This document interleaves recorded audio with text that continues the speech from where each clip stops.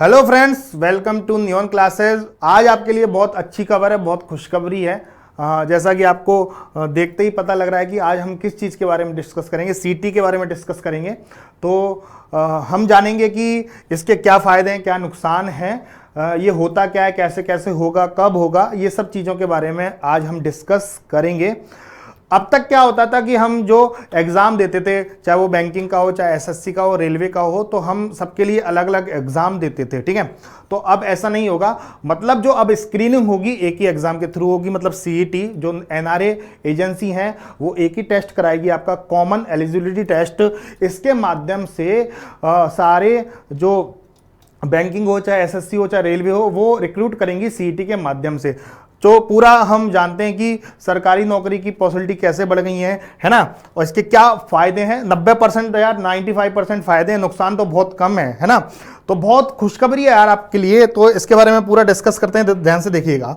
मैं पूरा बता देता हूं।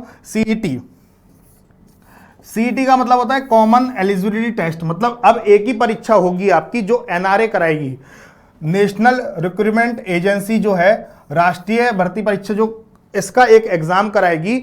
और यहां पर आपको 3 साल की वैलिडिटी मिलेगी। अगर आपका सीईटी क्लियर होता है तो 3 साल तक आप है ना, जितने भी रिक्रूटमेंट होते हैं बैंकिंग में, एसएससी में, रेलवे में, वो आप 3 साल तक देख सकते हो, है ना।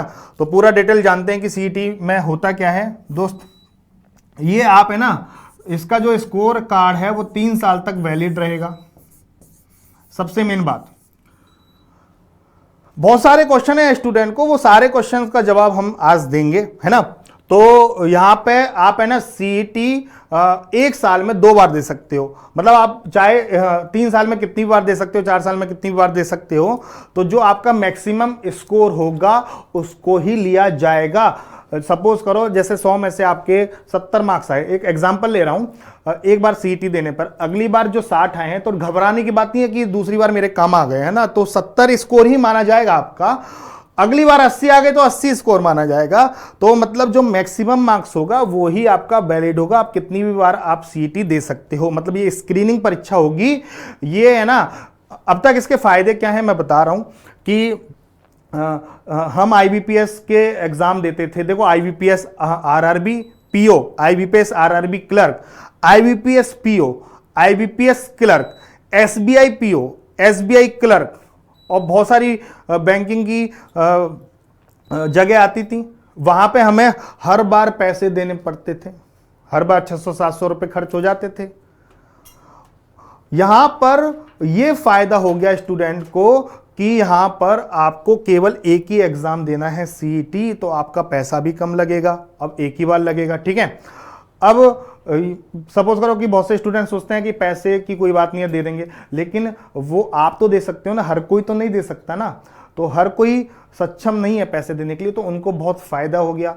अब जो हम एग्जाम देने जाते थे किसी भी का, तो उसके भाई बहन भी आते थे, पापा भी आते थे, कभी मम्मी भी आ जाती थी, है ना, एग्जाम दिलाने। तो जो बच्चा जा रहा है एग्जाम देने, तो उनके संग उसका भाई भी आ रहा है, पापा भी आ रहे हैं, तो बहुत सारे खर्चे होते थे। तो उन सबको मद्देनजर रखते हुए तो ये फैसला लिया गया है, सरकार के द्वारा मंजूरी दी है कल, कि अब इन जो स्टूडेंट की जो प्रॉब्लम है इनको ध्यान में रखते हुए ये चीज उपलब्ध कराई है सीईटी, है ना। तो यहां पर आप है ना 1 साल में 2 बार दे सकते हो सीईटी, हर साल 2 बार होगी, 1 साल में 2 बार होगी। और सीईटी 10th क्लास की अलग होगी, 12th क्लास की अलग होगी, और ग्रेजुएशन की अलग होगी, है ना। मतलब ग्रेजुएशन का अलग लेवल, अलग सीईटी होगा। 12th जिन्होंने पास कर लिया उनका अलग सीईटी होगा, और 10th जिन्होंने पास कर लिया उनका अलग सीईटी होगा, ठीक है। तो आपका ये क्वेश्चन जो माइंड में था कि हमने सर 12th करी है तो हम सीईटी दे सकते हैं, बिल्कुल दे सकते हैं। 12th वालों का अलग होगा। आप जब ग्रेजुएशन कर लो तो आपका सीईटी अलग होगा, सिलेबस एक ही होगा, ठीक है, पाठ्यक्रम एक ही होगा। लेकिन अभी पाठ्यक्रम के बारे में कोई भी इंफॉर्मेशन नहीं है। अब इसके तो बहुत सारे फायदे हैं, मैंने बता दिया कि खर्चे बहुत कम हो गए हैं। हम क्या करते थे, आईबीपीएस के 6 एग्जाम होते थे प्री के, है ना। अगर 6 फॉर्म भरे तो 6 बार पैसा देना पड़ता था, 6 बार प्री देने जाना पड़ता था। SSC CGL, SSC CPO, SSC CHSL, सबके प्री हमें देने पड़ते थे, और सब में हमें बार बार जाना पड़ता था, सेंटर्स में बार बार जाना पड़ता था। काफी हमारा समय वेस्ट होता था यार। अब यहां पे क्या कर दिया है कि यहां पे एक ही कॉमन टेस्ट होगा, आपको प्री एक ही बार देना है, जो उसका क्राइटेरिया है बस उसको आपको पार करना है, वो 3 साल के लिए वैलिड होगा।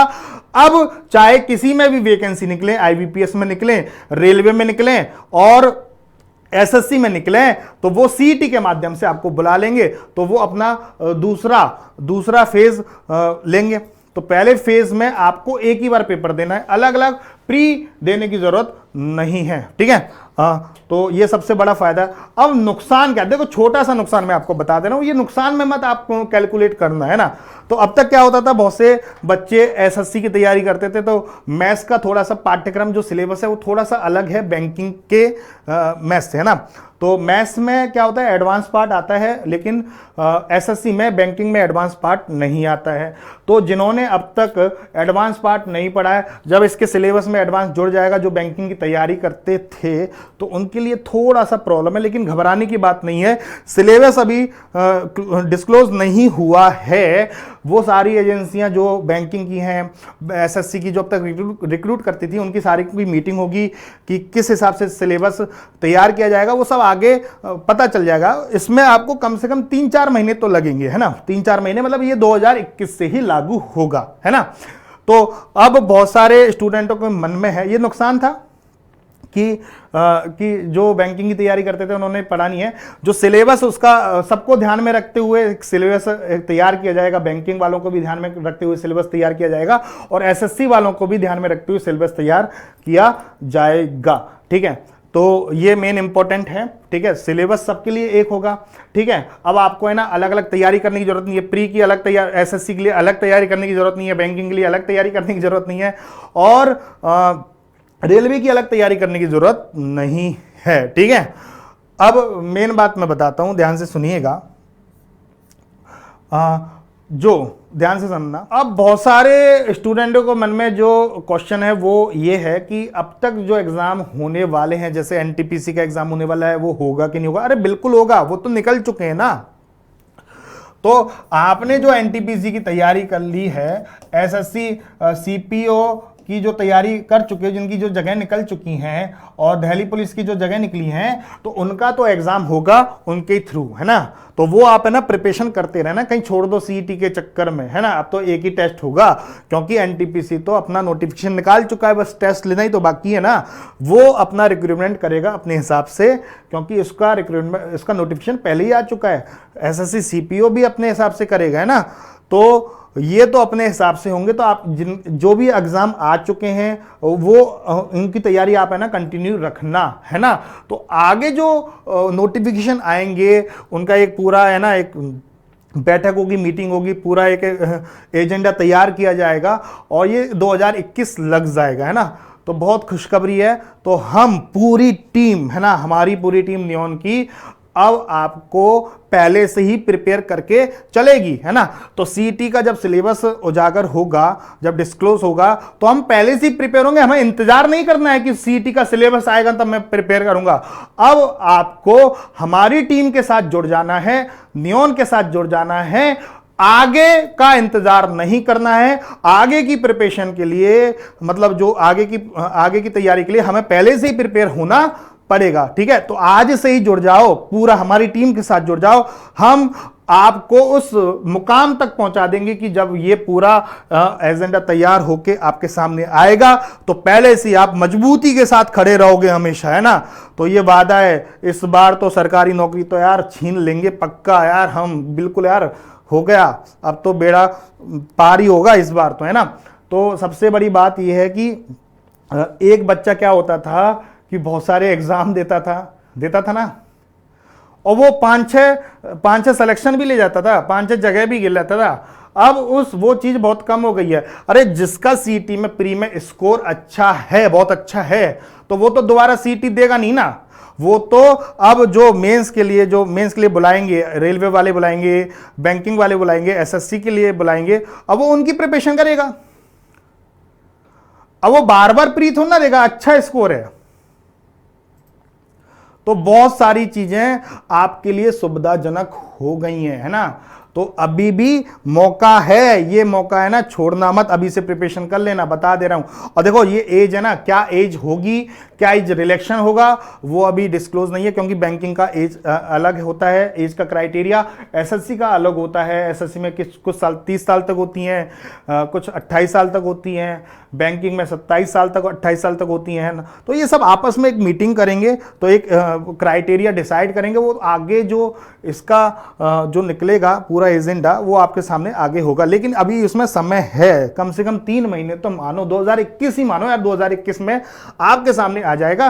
कल केंद्र से मंजूरी मिल गई है सीईटी, तो अब होना तय है 2021 से, तो हम पहले से प्रिपेयर करके चलेंगे, ठीक है। कुछ लोग होते ऐसे हैं कि वो तभी करते हैं जब पूरा आ जाता है, फिर बाद में ना चीजें हाथ से निकलती हैं। ऐसा नहीं, आज से ठान लो बेटा हमारे साथ कि आज से ही प्रिपरेशन करनी है, ठीक है। तो हमारे चैनल पर जाइएगा, नियॉन क्लासेस पर, ठीक है, वहां से हम बिल्कुल अच्छी तरीके से प्रिपरेशन कराएंगे, ठीक है। तो पाठ्यक्रम गणित तो वही रहेगी यार, रीजनिंग तो श्लोक्स का अलग थोड़ा ना बन जाएगा, कुछ मैथ का प्रॉफिट लॉस अलग थोड़ा ना हो जाएगा, ये तो आएंगे 100%। अरिथमेटिक तो 100% होगी उस सीईटी के पाठ्यक्रम में, ठीक है। तो थोड़ा सा 1-2 चैप्टर ऊपर नीचे हो सकते हैं, है ना, जैसे बैंकिंग में थोड़े से अलग चैप्टर होते थे, डाटा सफिशिएंसी होता था, है ना, नंबर सीरीज होती थी, है ना। तो एसएससी में एडवांस पार्ट होता था, ज्योमेट्री होती थी। तो सब चीज़ों का एक मीटिंग होगी, सब तय होगा आगे क्या क्या आएगा, तो उस चीज़ की आप बिल्कुल चिंता ना करें, तो पहले से प्रिपरेशन करके चलें, ठीक है। Thank you.